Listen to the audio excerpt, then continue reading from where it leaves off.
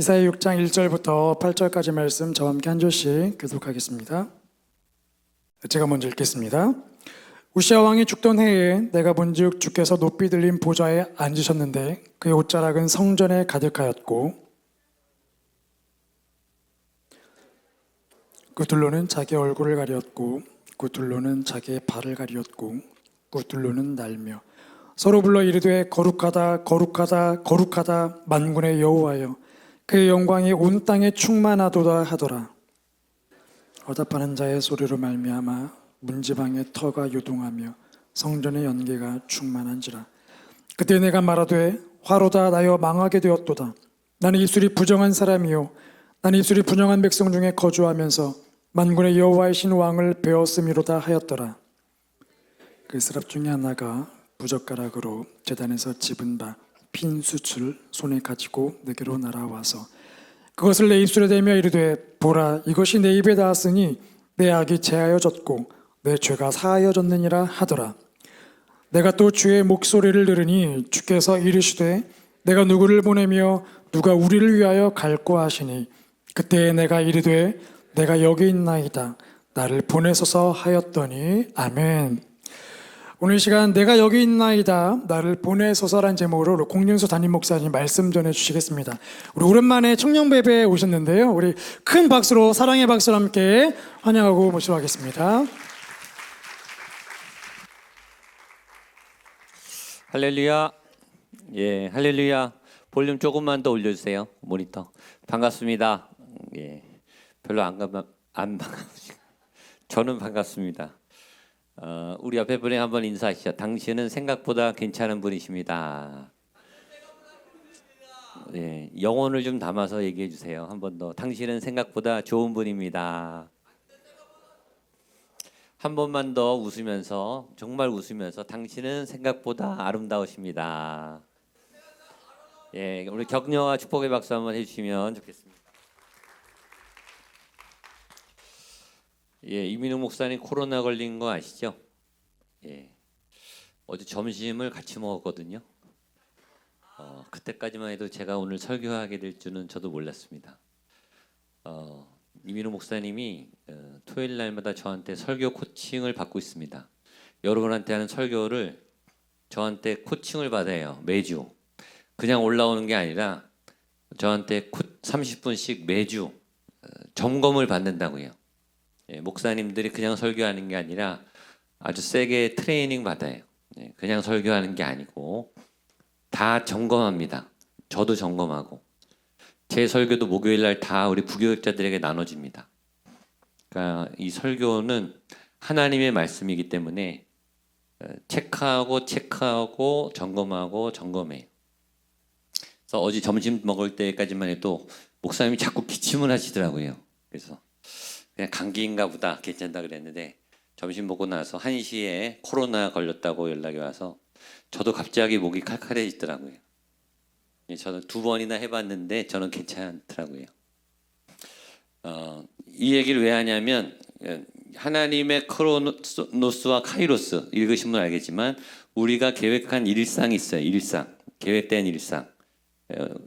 오늘 같으면 원래 여호수아 8장을 이민웅 목사님 설교해야 됐겠죠. 저도 어제 2시 이후에 제가 설교해야 된다는 상황이 생겨버렸어요. 일상의 흐름이 있는데 흐름이 깨지면서 갑자기 이렇게 침범되는 사건들이 있어요. 그게 하나님의 크로노스라 그래. 아니 카이로스라 그래. 카이로스. 따라서 하나님의 카이로스. 하나님의 카이로스. 하나님이 일상, 크로노스, 일상도 하나님이 주장하시죠. 해가 뜨고 우리의 일상도 하나님이 여러분의 생명과 심장을 하나님이 뛰게 하시죠. 그러나 그 하나님의 계획 속의 일상 속에 갑자기 흐름 깨고 나타난 사건은 거기 특별한 하나님의 메시지가 있는 거예요.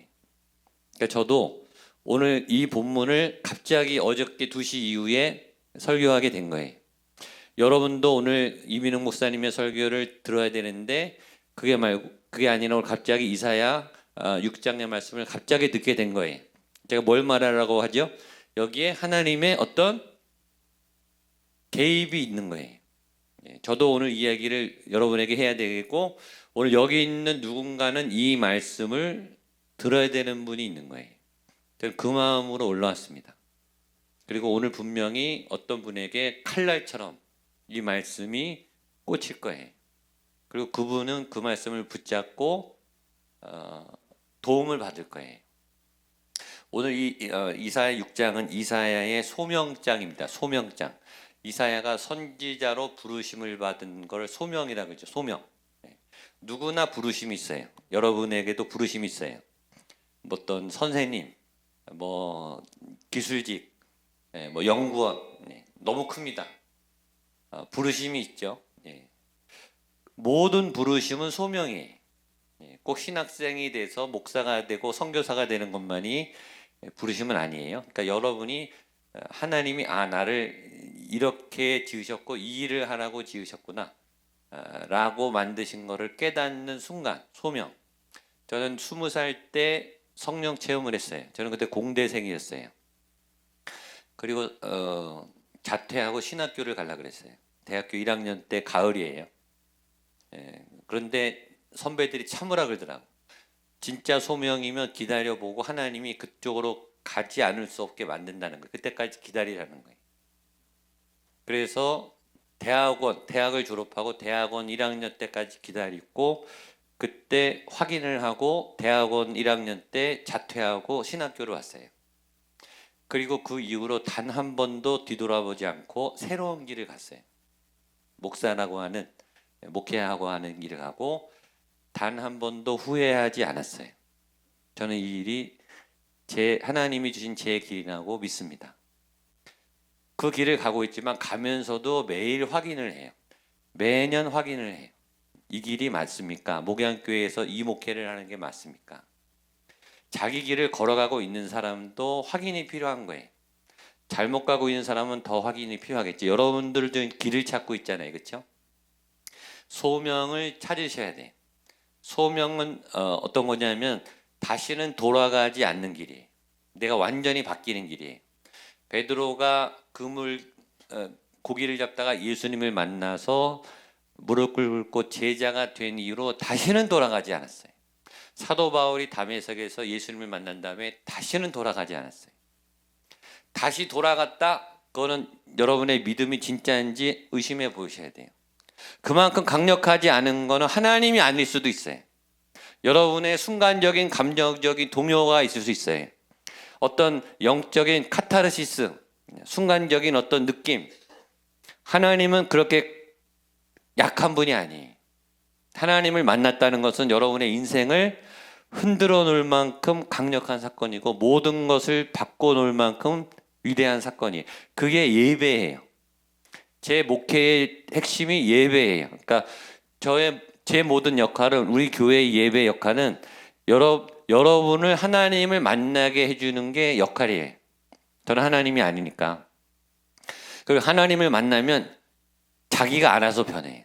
왜냐하면 하나님은 너무 강력하기 때문에 안 변할 수가 없는 거예요. 좋게. 안 변했다? 그 사람은 안 만난 거예요. 제대로 못 만난 거예요. 하나님을 만나도 비스듬히 만난 거예요. 만나서 은혜 받았는데 또 돌아간다? 그 제대로 못 만난 거예요. 하나님은 그런 약한 분이 아니에요. 하나님은 여러분의 전 인생을 완전히 뒤집어 놓을 만큼 강력한 분이에요. 오늘 이사야가 선지자로서의 소명을 받고 다시는 돌아가지 않을 새로운 길로 들어가는 터닝 포인트의 장면. 일상의 흐름을 깨고 나타나신 하나님의 임재를 경험하고 전혀 새 길로, 자기가 설계하지 않은 하나님이 인도하는 길로 가는 그 터닝 포인트의 본문입니다. 전 여러분이 계획한 길이 아니라 하나님이 계획한 길을 가게 되시기를 축복합니다. 아멘. 예. 그 길을 가면 알아요. 이 길이구나. 다시 태어나도 또 오고 싶다. 후회가 없다. 제가 자주 말하죠. 이거 하다 죽어도 괜찮다. 그게 여러분 그 길이에요. 그 길을 꼭 찾으세요. 한 번 태어나는 인생인데 그 길을 못 찾고 가는 사람들이 훨씬 많아요. 저는 안타까워요. 여러분들이 그 길을 꼭 청년 때에 찾고 후회 없이 온 몸을 불살라서 던지고 그거 하다가 죽어도 괜찮을 만큼 기쁜 일, 그거 하다가 다시 태어나도 또 하고 싶은 그 일을 만나게 되시기를 축복합니다. 근데 이 이사야가 하나님을 만나는 이 사건이 언제 일어나냐? 1절에 나옵니다. 1절을 읽겠습니다. 시작. 우시야 왕이 죽던 해에 내가 본즉 주께서 높이 들린 보좌에 앉으셨는데 그의 옷자락은 성전에 가득하고, 언젠지 정확하게 때를 기록하고 있어요. 6절 앞에 분 같이 읽죠. 시작. 우시야 왕이 죽던 해에, 정확하게 연도는 안 나오지만 역사적으로 기록이 나오겠죠. 우시야 왕은 실제 인물이니까. 자, 여기서 퀴즈. 우시야 왕은 좋은 왕일까요? 나쁜 왕일까요? 하필 그냥 이사야가 소명을 받았다라고 말하면 좋은데 앞에 우시야 왕이 죽었다는 것을 굳이 강조해요. 자, 우시야 왕은 좋은 왕일까요? 안 좋은 왕일까요? 좋은 왕입니다. 굉장히 좋은 왕입니다. 이스라엘이 남유다와 북이스라엘로 갈라졌는데 북이스라엘은 모든 왕이 다 타락했어요. 열몇 대가 다. 시작부터 끝날 때까지 다 타락한 왕이에요. 북이스라엘은. 근데 남유다는 다윗의 후손이기 때문에 가끔씩 선한 왕이 있어요. 대부분은 다 악한 왕이고, 몇몇, 3, 4명, 4, 5명 선한 왕인데 그 중에 한 명이 우시야. 16살에 왕이 됐는데 52년 동안 나라를 세웠는데 예배를 회복하고 성전을 보수하고 이 토지 개혁을 하고 이 농업을 활성화시키고 군사 조직을 막강하게 해서 나라를 부강하게 하고 이 영적인 부흥을 일으킨 왕이 좋은 왕이죠. 그러면 그런 좋은 왕이 있을 때 이사야가 선지자로 쓰면은 이게 파트너십이 맞아서 더 잘 될 거 아니에요, 그렇죠? 나라가. 근데 하나님은 하필이면 그 우시야 왕을 죽인 다음에 이사야를 선지자로 세웠단 말이에요. 그러니까 왜 이사야를 부르시기 전에, 왜 하나님이 여러분을 쓰시기 전에 여러분에게 도움이 될 만한, 여러분이 의지할 만한 그런 든든한 우시야 왕 같은 존재를 죽이셨을까? 그게 질문인 거죠. 우시야 왕은 든든한 버팀목, 힘과 의지가 되는 어떤 여러분의 버팀목, 여러분이 의지할 만한 어떤 대상을 말합니다. 근데 그것이 오히려 여러분이 신앙을 방해할 수 있다는 거예요. 예를 들면 여러분이 옛날에 어떤 성령 체험을 강하게 했어요. 어떤 사역을 열심히 했어요. 어떤 선교단체에서 헌신했어요. 그 헌신의 경험이 지금의 여러분의 신앙을 떨어뜨린다는 거예요. 나 그때 그거 했어. 나 은혜 받았어. 나 방언했어. 나 하나님의 임재를 체험했어. 근데 그 경험을 믿고 지금 내 신앙을 안일하게 하는 거, 내 신앙을 죽이는 거, 내가 막 살게 하는 그것이 우시야예요.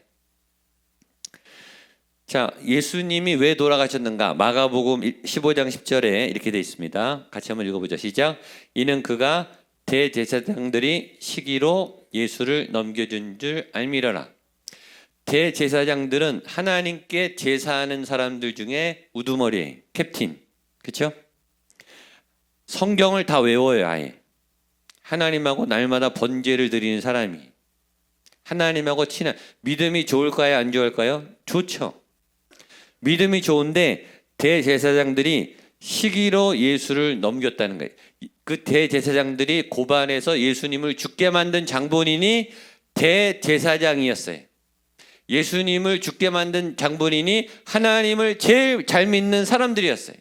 신앙생활을 제일 잘한다고 여겼던 그 사람들이 예수님을 죽게 만들었다고요. 이런 아이러니가 어디 있어요? 내가 대제사장이야. 그런데 예수님이 나보다 하나님을 더 잘 믿어. 그래서 죽여버려요. 그게 우시야예요.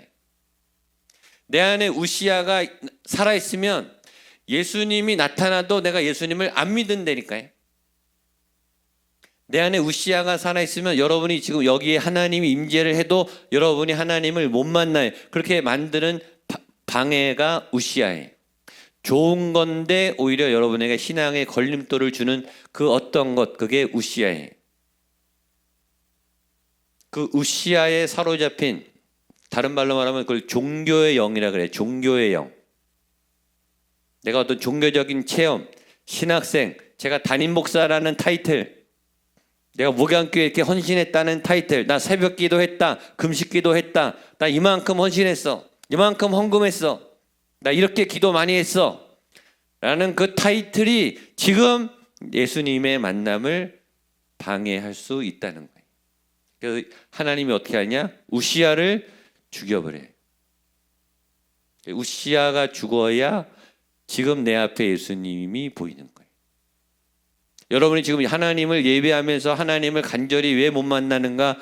우시야가 있기 때문에. 그러니까 예배 때는 그 우시야를 죽여버려야 돼요. 자, 보세요. 1절 한 번 더 보겠습니다. 1절 시작. 우시야 왕이 죽던 해에 내가 본즉 주께서 높이 들린 보좌에 앉으셨는데 그의 옷자락은 성전에 가득하게. 우시야가 죽으니까 이사야의 눈이 열려요. 그전엔 우시야가 보였어요. 왕을 의지하면 편하죠. 왕이 힘써주면 편하죠. 저절로 그냥 날로 먹는 거예요. 그냥 되는 거예요. 알아서 잘 가는 거예요. 기도 열심히 안 해도 돼요. 예배 간절히 하지 않아도 잘 되는 거예요. 우시야가 해주니까. 근데 하나님이 그 우시야를 죽여버려요. 죽였더니 드디어 이사야의 눈이 열려요. 열려서 뭘 보죠? 주께서 높이 들린 보좌에 앉은 게 그때 보이는 거예요. 하나님의 임재가 보이기 시작하는 거예요. 내 믿음이 살아나기 시작하는 거예요. 내 진짜 믿음. 내 안에 있었던 것 같은데 사실 없었던 가짜 믿음.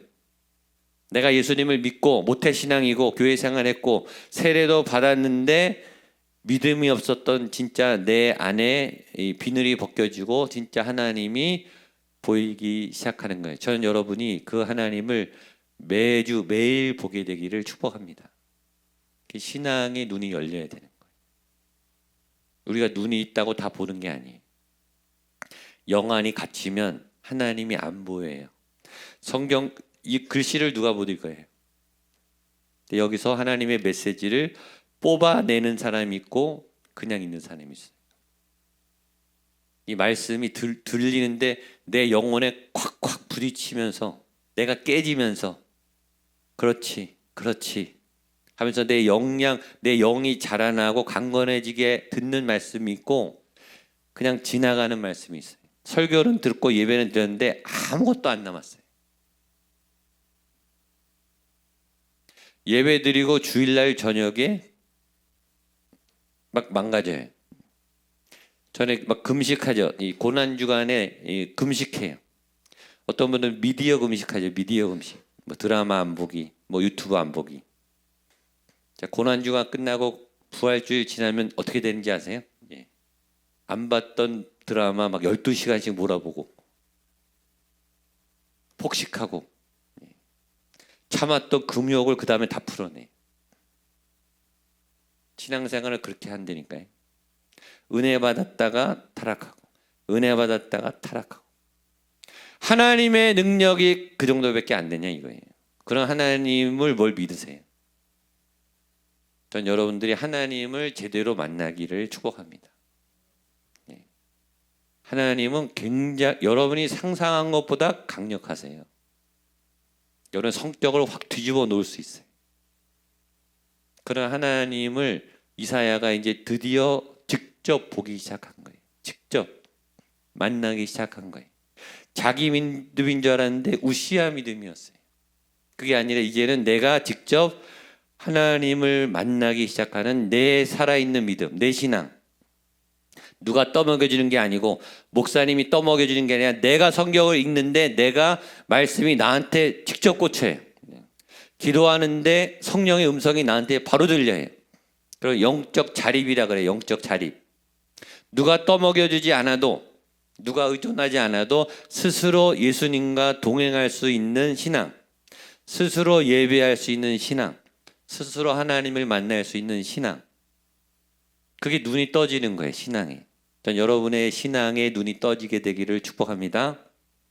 자, 그래서 뭘 보냐면 보좌에 계신 하나님. 여러분이 하나님을 두 하나님을 봐야 돼. 하나는 보좌에 계신 하나님. 저 높은 영광 중에 어마어마하게 위대하고 크고 높으신 하나님. 그러나 그 하나님은 멀리서 나를 구경하고 판단하는 분이 아니라 내 안에 계신 하나님, 나와 함께 하시는 하나님, 내 모든 것을 아시는 하나님, 나를 안타까워하시는 하나님.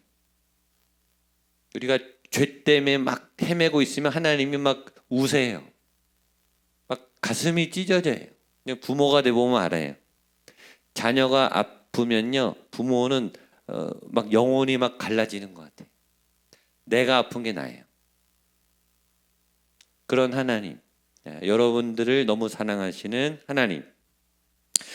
그 다음에 예배 장면이 나옵니다. 2절로 4절까지입니다. 시작.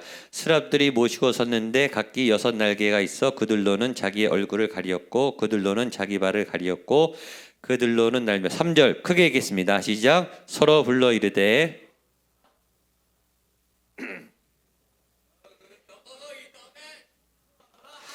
이같이 화답하는 자의 소리로 말미암아 문지방의 터가 요동하며 성전의 연기가 충만한지라. 자, 스랍은 천사예요. 근데 날개가 6개인데, 자 보세요. 2개 날개는 얼굴을 가려요. 2개는 발을 가려요. 왜 가릴까? 하나님의 영광이 너무 밝고 하나님의 빛이 모든 걸 비추니까 하나님이 인간을 만나면 일단 숨게 돼요. 무서워서. 죄인은 숨게 돼요. 베드로가 배에서 예수님이 고기를 잡게 하니까 내려오자마자 제일 먼저 무릎 꿇고 뭐라 그러냐면 주여 나를 떠나소서 나는 죄인입니다. 어떤 누구도 하나님의 영광을 보면 일단 죄인의 모습이 드러나서 숨게 돼요. 그게 본능이에요. 영광의 하나님 만나면 좋을 것 같은데 고개를 들 수가 없어요. 죄송해서. 그러니까 눈물이 막 흐르는 거예요. 그러니까 회개가 막 터지는 거예요. 내 죄가 보이는 거예요. 밝은 조명이 밝아지잖아요, 그렇죠? 예. 여러분 메이크업 한 거 다 보이잖아요. 옷에 흠이나 이런 거 다 보이잖아요. 조명이 밝으면 밝을수록 미세한 먼지, 티끌 다 드러나요. 그게 예배예요. 예배는 그래서 죄가 토해져야 되는 거예요. 눈물이 나고 비명이 지르고 무릎 꿇고 막 주체할 수 없이 울어요. 저희 2부 예배 때 이 엘림에 지난 3월에 성령 집회 은혜 받은 성가대 3분이 지금 몇 주째 계속 울어요. 찬양하다가 울어요. 찬양을 못 해요. 그래서 내려오려고 그랬는데 제가 그냥 서 있으라 그래요. 그냥 계속 울으라 그랬어요. 그걸 보고 저도 눈물이 나요. 하나님의 은혜가 임하니까 눈물이 폭포수처럼 쏟아지는 거예요. 은혜가 감사하기도 하고 너무 죄송하기도 하고. 그 모습이 6날개인데 둘로는 얼굴을 부끄러워서 들지를 못해요. 발을 가려요. 부끄러우니까. 그런데 그 나머지 날개들은 또 날고 있어요. 그렇다고 도망가는가? 도망가지 않아요. 그러면서 다가가는 거예요. 그러니까 하나님을 만나는 마음은 두 마음이, 하나는 도망가고 싶은 마음과 하나는 그러면서 다가가고 싶은 마음. 나 좀 살려주세요. 나 좀 도와주세요. 나 좀 건져주세요. 근데 다가가려고 하면 너무 창피하고 부끄러워요. 너무 죄송해요. 그래서 도망치려고 하니까 그 은혜가 또 너무 좋아서 또 다가가고 싶어요. 이게 왔다 갔다 하는 마음. 예배는 그런 거죠.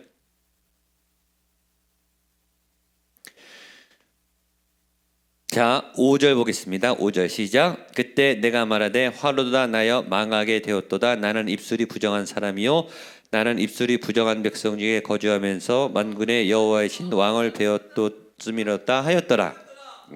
화로다 나로 망하게 되었도다. 그러니까 이사야가 하나님을 보자마자 나 망했구나, 나 죽었구나. 그분의 선하신 능력에 모든 악이 소멸되니까, 모든 죄가 타들어가니까. 제가 원하는 일, 찬양하다가 여러분의 죄악이 다 타들어가는, 여러분의 오랜 습관이 다 타들어가는, 여러분의 안에 있는 분노와 우울이 다 타들어가야 돼요. 그게 예배예요. 그게 기도예요.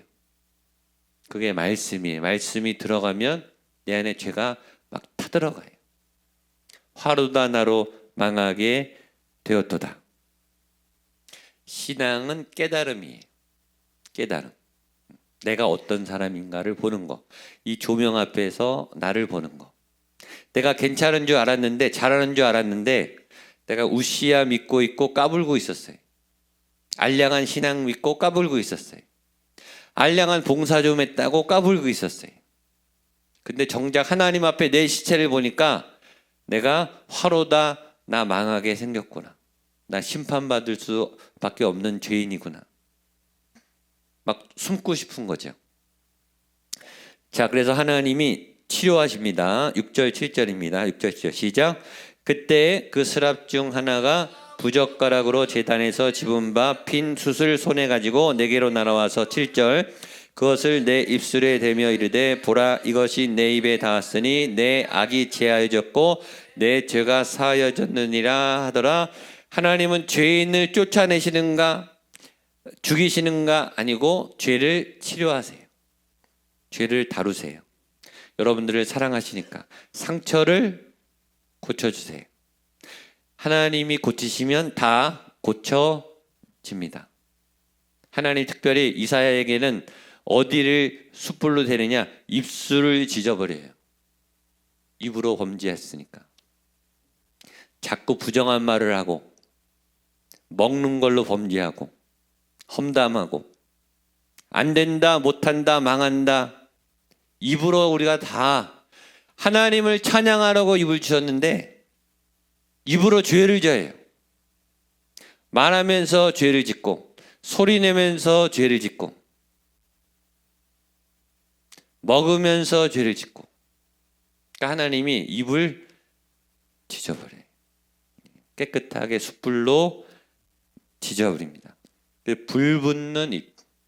이 숯불로 지어져서 이 입술에 성령의 불이 임해요. 그러니까 이제는 말씀을 말하는 입술로 변하는 거죠.